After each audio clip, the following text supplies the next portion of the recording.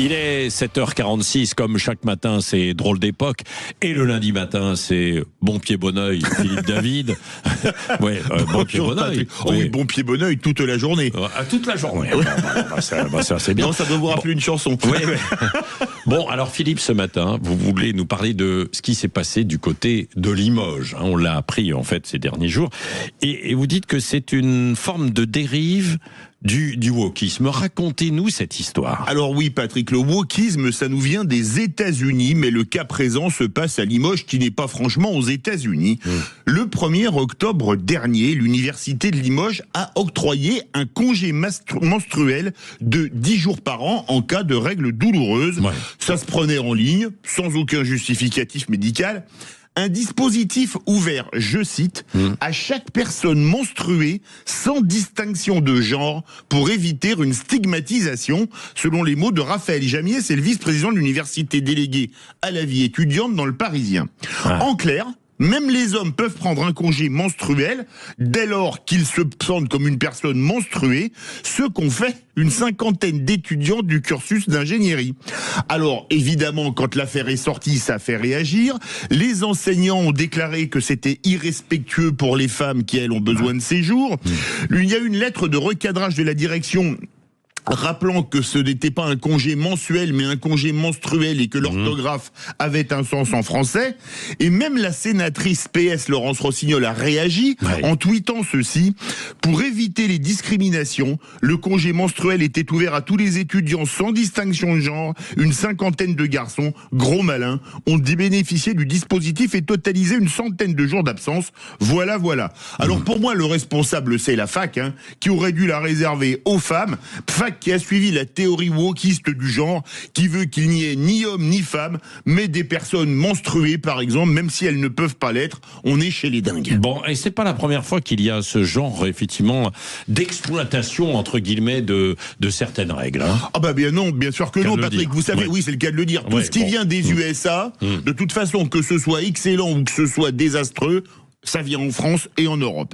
Alors, on rit de Limoges, mais rappelez-vous, Patrick, l'affiche du planning familial de l'été 2022, qui avait fait autant rire que réagir. On voyait une femme à barbe caressant le ventre d'un homme avec un gros ventre.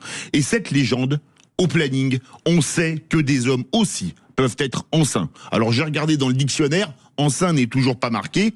Alors un grand n'importe quoi, moi je vais poser quelques questions assez simples, je suis pas docteur en médecine. Comment fait un homme pour tomber enceint déjà? Par quel orifice se fait la fécondation? Où grandit le fœtus? Et qui connaît un homme qui a accouché? Vous en connaissez, vous, Patrick? Non. Bah moi non plus, voilà. Mais c'était pas tout. 2 ans plus tard, à l'automne 2024, le planning familial a récidivé, mais sur l'avortement, avec une affiche sur laquelle était marqué « Au planning, on sait que l'avortement concerne aussi les personnes trans, avec une personne portant une pancarte, droit à l'IVG pour tous ». .TES, donc tous, évidemment, en écriture inclusive. Même problème que pour l'homme enceint. Cependant, Patrick, pour mettre un peu d'humour dans cette situation ubuesque, les garçons de la fac de Limoges qui voudraient gratter des jours de congé en arguant qu'ils vont avorter n'auront qu'à déclarer la date des dernières règles qu'ils auront faussement déclarées sur le logiciel de la fac. Bon, en conclusion, Philippe. Eh bien, il faut revenir aux fondamentaux, comme on dit au rugby. Son destination a repris. On n'a pas de genre. Ça, je veux pas entendre parler de genre, mais un sexe qui est masculin ou féminin. Et après, on a différentes orientations sexuelles. On est homo, on est hétéro, on est bi, on est trans, on est ce qu'on veut. Mais c'est une, bien sûr, mais c'est une orientation qui peut changer au cours de la vie. Alors que même si vous vous faites opérer pour changer de sexe, votre ADN restera votre ADN de naissance, c'est-à-dire masculin ou féminin. Alors moi, j'en ai marre des délires. Non, mais il peut y avoir effectivement le changement avec des opérations. Mais ça ne. Mais vous gardez votre ADN quand même. Alors moi j'en ai marre de cette délirante théorie du genre qui fait qu'un homme, contre toute logique scientifique, peut avoir des règles douloureuses ou une femme un adénome prostatique. Drôle d'époque, Patrick. Oui, drôle d'époque. Moi je me demande quand même si ces étudiants n'ont pas vu congé mensuel. Non, ça j'arrive pas à y croire. Non.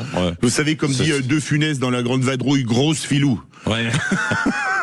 Merci Philippe David, vous revenez tout à l'heure à 8h30 en débat évidemment pour le grand débrief de l'actualité. Nous reviendrons sur ce sujet si vous voulez réagir. Tiens, vous êtes peut-être du côté de Limoges et vous avez entendu parler de cette histoire, n'hésitez pas, je sais qu'il y a beaucoup d'auditeurs en fait dans la région. Allez, tout à l'heure l'invité politique, 8h15, Jean-François Aquili. Bonjour Jean-François. Bonjour Patrick. Clémentine Autain, députée nouveau Front Populaire de Seine-Saint-Denis et candidate, vous le savez, à l'élection présidentielle. Ah oui, c'est vrai, elle a annoncé sa candidature aussi. Qui lance son programme dit de la vie meilleure avec, vous le verrez, une sécurité sociale de l'alimentation qui serait une nouvelle branche sur sa carte vitale. Hein. Ah oui, c'est intéressant. Ouais. Bon, on va pouvoir lancer un Monopoly sur les candidats et candidates ça fait du monde, à l'élection présidentielle. Il y a du monde. En fait, ça se bouscule au portillon. Il y en a combien là maintenant, c'est ça? Non mais le Monopoly des candidats à l'élection présidentielle. On va lancer ça, on va lancer l'idée aussi auprès de Régis Maillot. Tiens,